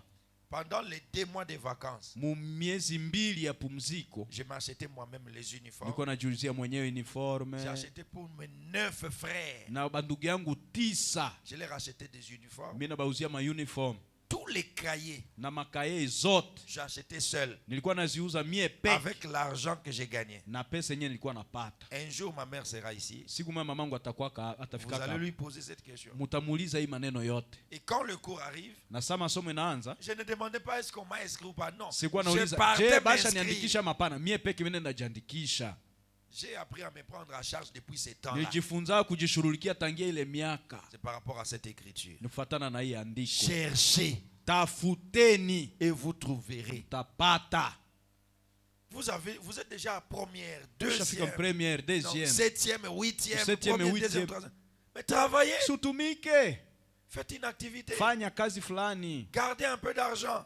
weka franga kidogo, Montrez à papa que vous êtes aussi une personne. onesha babako gisi na uko mutu Et vous ne serez pas dépendant. na hautakuwa wa kulombalomba. Le matin, papa, on m'a demandé les Asubuhi stylos. baba waliniomba Papa, mon stylo est tombé. Papa, kalamu eh, yangu eh, oi eh. kitu na hiki. Même des grands enfants comme ça, Hata watoto wakubwa kubwa saa nyie ils hapa. demandent les stylos. Angali naomba biki. Fanya benye kunyumba. Fais des beignets chez toi à la maison. Allez acheter quelque chose à kilo quoi, exposé à la maison à la porte Enda là-bas. rangura hivi tumwe hivi kule kilo kwa na wanja uzisha kumulango ya kwenu. Les heures du cours fermées, partez Sasa au cours. masomo unafunga unaenda soma. Hein? Nasikia? Ne soyez pas paresseux. Usikue muvivu. Ne soyez pas aventurier. Usikue mujadada kutangatanga shege. Ne soyez pas un footballeur du matin au soir. Usikue Ballon, kucheza ballon, ballon. kabumbu asubuhi mpaka magharibi. Ou bien télévision tout le temps. Ama maseri wakati yote. Ce sont des démons qui bloquent les gens. Zile ni pepo ambazo zinafunga watu. Travailler, Fanya kazi, étudier, soma, éviter la souillure, jitenge na uchafu, travailler dur, fanya kazi vilivyo, épargner ce que vous gagnez. na weka kidogo kidogo yenye uko napata. Si vous avez un endroit pour gagner de l'argent, Kama uko nafasi yenye unapataka pesa, travaillez là-bas, épargnez. tumika na ukwe na weka. Héritier, tu viens de là. Hein, aujourd'hui, maman, on a tiens la caisse, tiens la banque. Unapata ifranga yako, weka mkabenki yako. Les morceaux de jeunes filles de la rue là, ils ne feront rien. Bale bakiana wasichana mbalabala hawata kufa kitu. Sehemu. Ba sehemu Les vipande, morceaux de filles. vipande vya banamuke. Vipande. Bon, bon, on a eu. Weka pesa yako. Les peu que tu gagnes, Kidogo yenye unapata Le peu que weka. tu gagnes. Kidogo unapata weka. demain, Kesho tu seras une grande personne. utakuwa mtu mkubwa sana. Je vous donne un secret. Nawapatia siri. J'avais une voiture ici en 2019. Nilikuwa kana gari hapa ku 2019. Raoum de couleur blanche. Ilikuwa ramu ya nyeupe. Moi, j'étais déjà pasteur. Mimi nilikuwa nishakuwa mchungaji Mais tayari. je vendais de l'eau. Lakini nilikuwa nauzisha maji, Il y a sachet maji ya masashe ya makauchu au parking là-bas. kule ku parking kule. Qui connaît ça? Nani anaijua? Voilà, ils sont là. Biko hapa. Je vendais de l'eau Nilikuwa nauzisha mai et j'ai gagné 10 000 francs par jour. na nilikuwa napata 10,000 francs kila siku. Et j'ai gardé Na nilikuwa naweka jusqu'à ce que j'ai acheté une voiture après 6 mois. mpaka nikanunua gari kisha miezi 6. Kumai ya kuujisha. À partir de l'eau seulement que je vendais. Le peu d'argent que vous allez gagner, pesa kidogo yenyewe utapata ça peut vous rendre grand. inaweza kufanya mtu mkubwa. Amen. Vous avez chez vous à manger. Vous allez manger à la maison. Kwenu Mungu na chakula. Si vous Sitakulia avez kwenu faim, demandez à kama maman kuna njaa, manger. omba mama akupe. L'argent que vous gagnez, Lakini franga yenyewe unapata, payez votre dîme, lipa moya 10 payez yako, votre offrande, lipa sadaka yako gardez le reste. na ingine unaiweka. Payez votre dîme, Lipa moya payez 10, votre offrande, lipa sadaka, gardez le reste. ingine unaweka. Si vous ne savez pas garder, Kama hujui kuweka, à El Shaddai, nous avons déjà une kwa El banque. Shaddai tuko na kabenki. Vous pouvez ouvrir un compte Unaweza fungula account yako chez le frère Jean Moutelezi. kwa ndugu Jean Mtelezi. Même 2000 francs, ils vont garder. Hata Pour vous. 2000 francs batakuwekea hayo. Et à la fin de l'année, Na kumwisho ya mwaka vous pouvez vous retrouver avec 100 dollars. unaweza jikuta na dola 100, 100, 10 000. 200, 300, hata 10,000. Et quand tu termines les études, Na sio unamaliza masomo, si tu as 10 000 dollars, kama kuna 10,000 dollars mais tu yako, vas étudier aux États-Unis. si seul, tena non? soma kule kwa bazungu Non pas demander papa paye-moi. bila Non. kwamba baba Tu as déjà ton wewe uko argent. na franga yako inatosha. Cherchez Tafuteni et vous trouverez. na mtapata.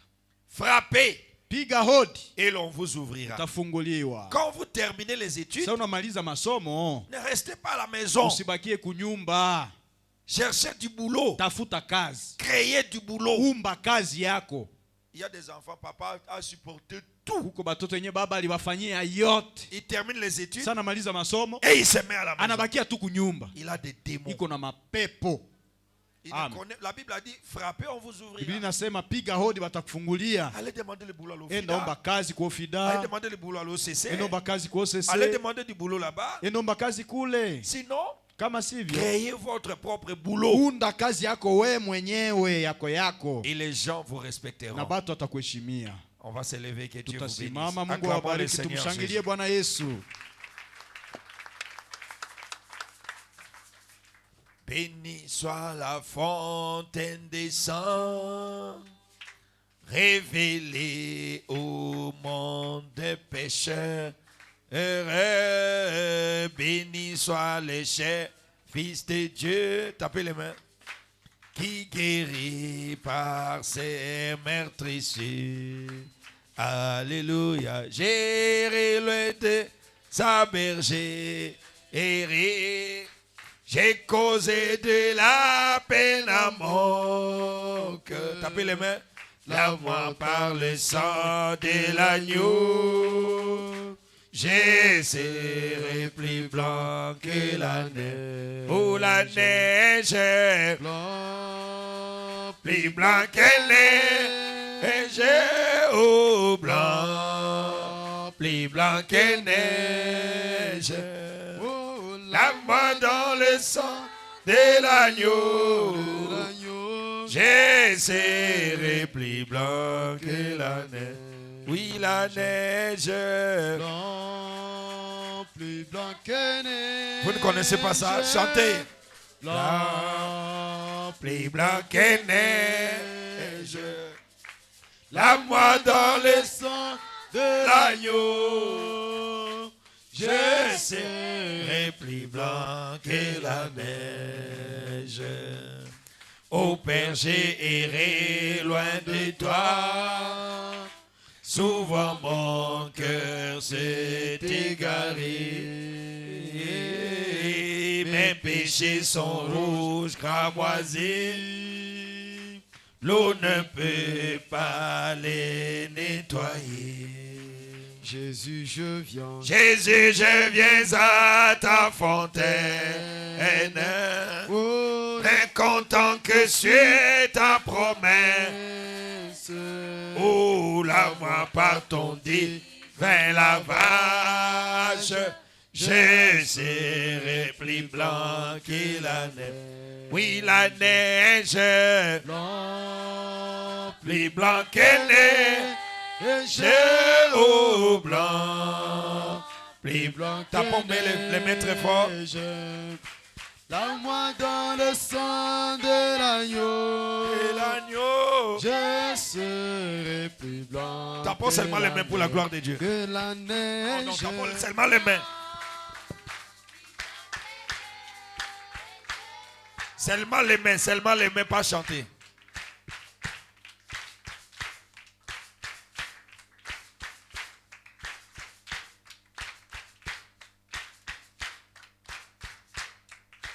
blanc, plus blanc que neige, oh, Blanc, plus blanc que neige. que la neige. La moi dans le sang de l'agneau, De l'agneau, je serai plus blanc. Est-ce que c'est ta prière? Tapez les mains très fort. Blanc.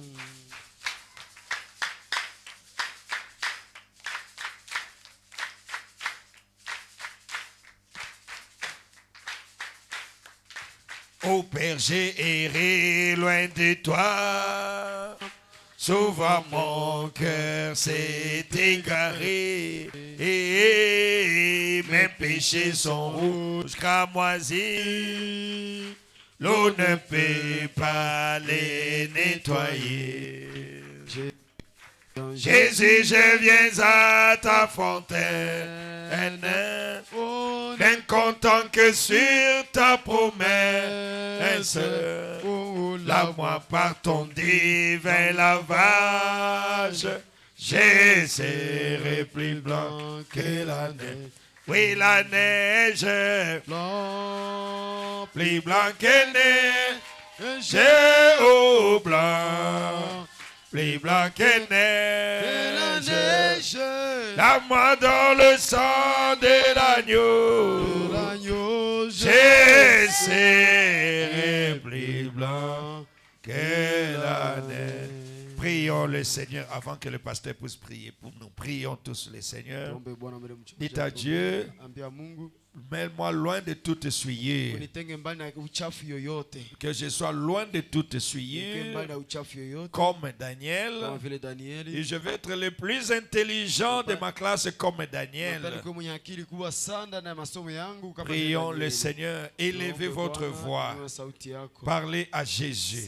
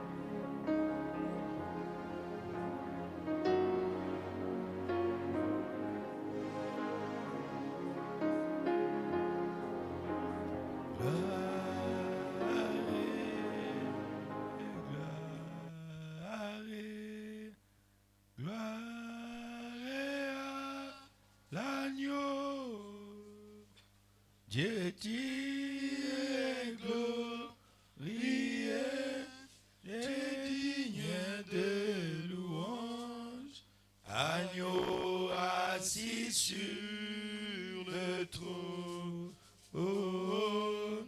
et à toi j'élève ma voix et louange, agneau assis sur le trône. Gloire et gloire, gloire à l'agneau. Père, tu es glorieux et digne de louange, agneau assis sur le trône,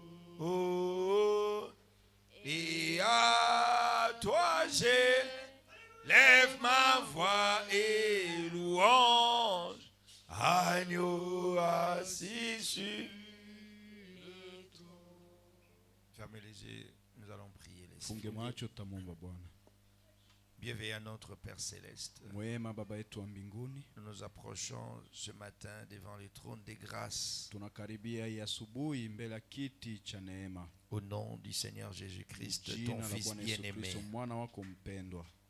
Tu as dit, Père, Ulisema Baba, quand il était sur terre, il nous a dit tout ce que nous demanderons. alipokuwa duniani alituambia yote tutakayoomba Tu nous donneras cela. utatupatia nayo. Je viens prier pour ces enfants. Nakuja niombea hao watoto, Demander pour eux de l'intelligence, kuwaombea akili, de la sagesse, hekima du savoir-faire. na kujua kufanya Au kazi. nom de Jésus. Jina la Bwana Yesu. Au Kristo. nom de Jésus. Jina la Yesu. Au nom de Jésus. Jina la Yesu.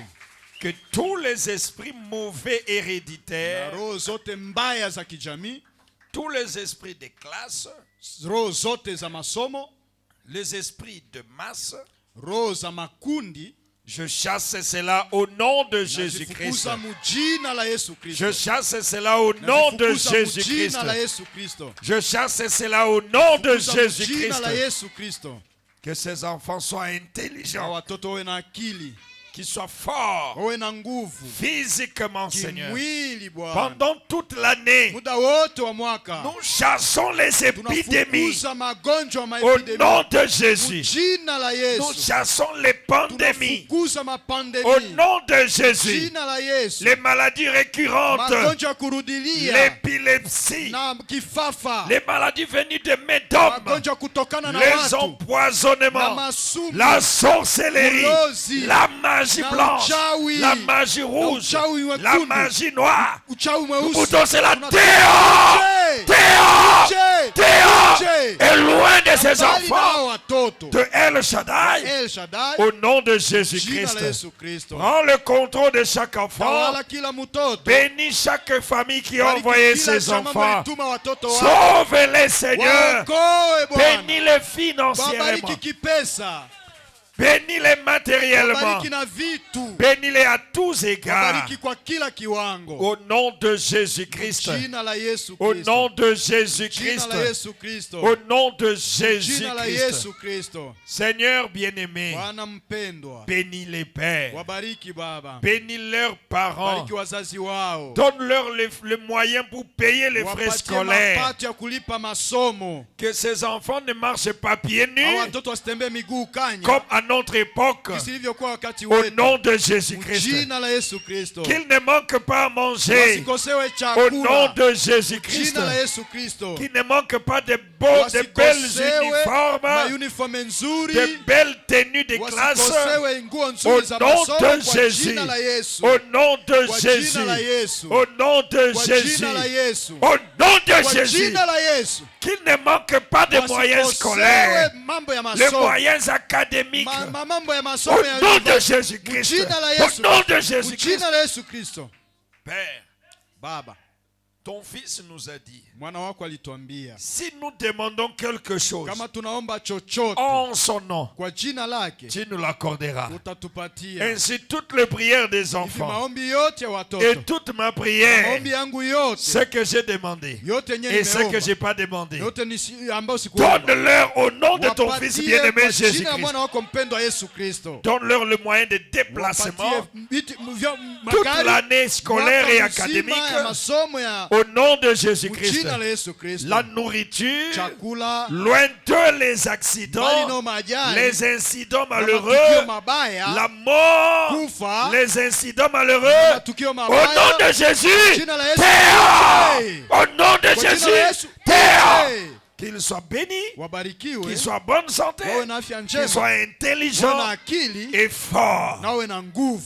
Quand nous aurons des témoignages à la fin de l'année Tutakapopata mashuhuda scolaire, mwisho wa mwaka masomo, nous allons te glorifier, Seigneur. tutakutukuza Nous Bwana, allons te magnifier. tutakuinua. Maintenant, Seigneur, Sasa Bwana, nous voulons prélever les offrandes et les offrandes tunataka d'action de grâce et les kamata dîmes. sadaka na moyo ya kumi, na Bénis matendo les ya enfants et shukrani. les parents qui Bariki ont envoyé leurs watoto na enfants wazazi avec waliotuma cela, watoto wao na ile, parce que c'est ta kwa kuwa parole. ni neno Au lako. nom de Jésus, Jina la Yesu nous avons ainsi prié et tumeomba demandé. hivi na kusihi. Bénis les adultes qui sont Bariki parmi watu nous, wazima ambao wako ceux pamoja qui ont nasi, accompagné wale leurs ambao washindikiza enfants, watoto wao, ceux qui sont venus assister wale ambao le walikuja pasteur, washiriki washaidie mchungaji, qu'ils soient bénis, wabarikiwe, qu'ils soient bénis wabarikiwe, et récompensés, na walipwe comme Daniel, kama vile et Danieli, même au-delà de hata ça. zaidi ya ile. Et j'ai dit que la lumière nasema soit, nuru iwe. que la lumière soit, Nuru que la iwe. lumière soit. Nuru Au iwe. nom de Jésus-Christ. Jina la Yesu Kristo. Que l'Éternel vous bénisse Bwana wabariki et qu'il vous na garde. walinde. Que l'Éternel fasse luire sa face Bwana sur vous waangazie uso et wake qu'il vous accorde sa na grâce. wakubalie neema yake. Que l'Éternel tourne sa face Na vers Bwana vous wageuzie uso et wake qu'il nous donne tous la na paix.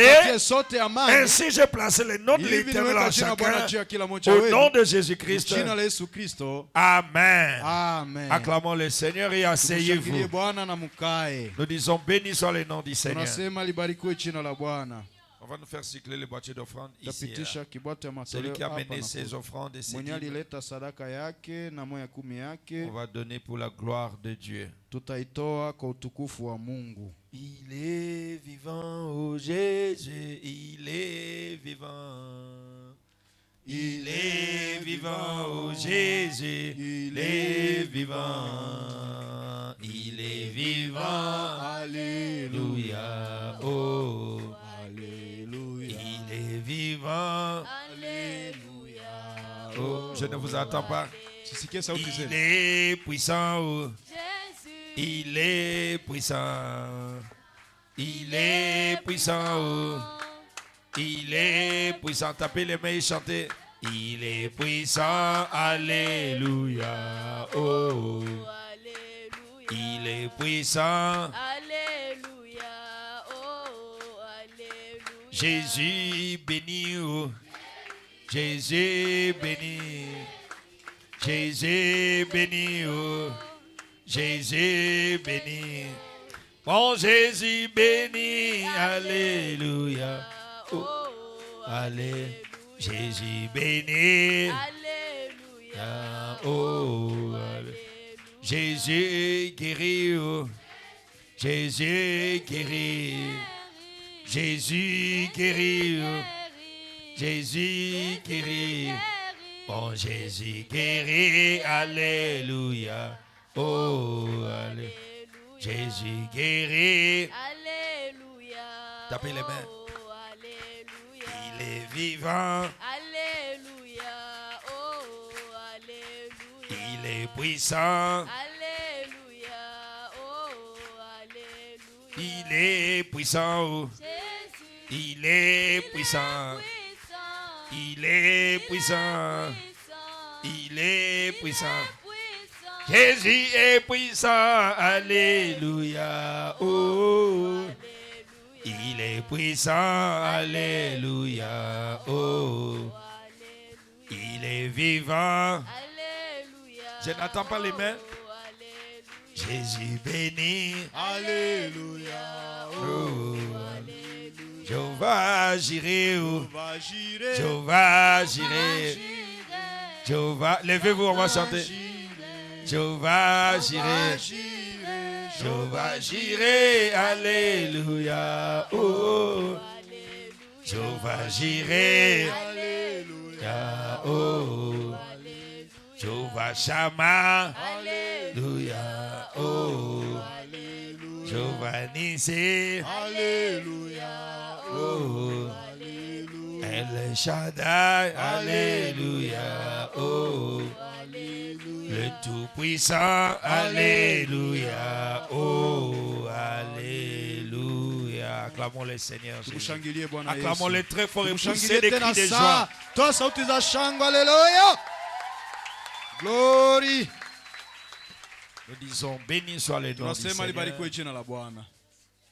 Vous êtes très nombreux ce matin. Mko wengi sana hii asubuhi. Que Dieu vous bénisse. Mungu awabariki. Salut tes frères et tes sœurs à Salimu côté. ndugu wawili Dites-lui watatu que pembeni Dieu yako, mwambie vous Mungu bénisse. akubariki. Que Dieu vous bénisse. Que Dieu vous bénisse. Mungu akubariki. Que l'année scolaire soit meilleure. Na mwaka wa masomo iwe nzuri Que sana. l'année scolaire soit bénie. Mwaka wa masomo ibarikiwe. Réussissez à l'école. Muweze kumasomo. J'ai dit réussissez à Nasema l'école. muweze kumasomo. Que mon Dieu soit votre Mungu Dieu. wangu awe Mungu wenu. Vous, Amen. vous qui entrez en 6e, ne manquez pas vos Nyiwenye diplômes. munaingia musije musikose diplome zenu. Je répète encore, vous qui Merci, allez à Seigneur, 4e, Seigneur, ne manquez pas vos diplômes. Musikose madiplome zenu. Que Dieu vous bénisse. Na Mungu awabariki. Prions pour la sortie. Tuombe kwa kuondoka. Seigneur Jésus, Dieu Bwana notre Père Yesu, Céleste, Mungu Baba yetu wa mbinguni, nous te sommes infiniment reconnaissants. tunakushukuru sana Oh Père, Oh, Baba. pour ce matin, kwa ajili ya asubuhi hii avec tes enfants, pamoja na watoto wako. El Shaddai de demain. El Shaddai ya kesho, Bénis-les, Seigneur. wabariki Bwana, Protège-les, walinde Père. Baba, Donne-leur tout ce qu'il faut wapatie yote wanaohitaji pour la kwa ajili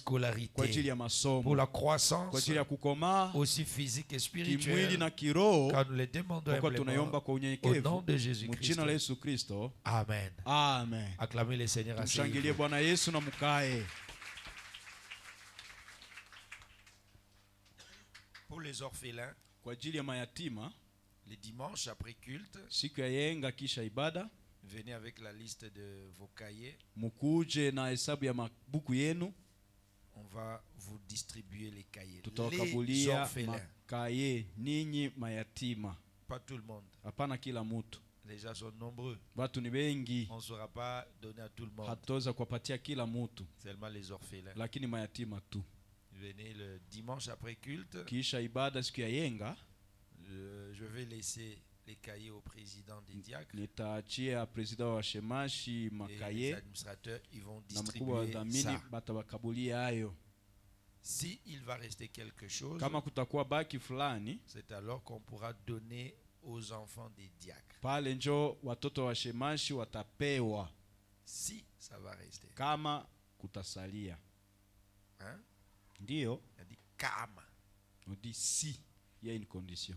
Si ça va rester. Kama kutakuwa baki. Que Dieu bénisse tout enfant qui est venu. Mungu abariki kila mtoto mwenye alifika Que leo. Dieu bénisse chaque parent qui a Mungu envoyé abariki ses kila enfants. mzazi mwenye alituma watoto wake.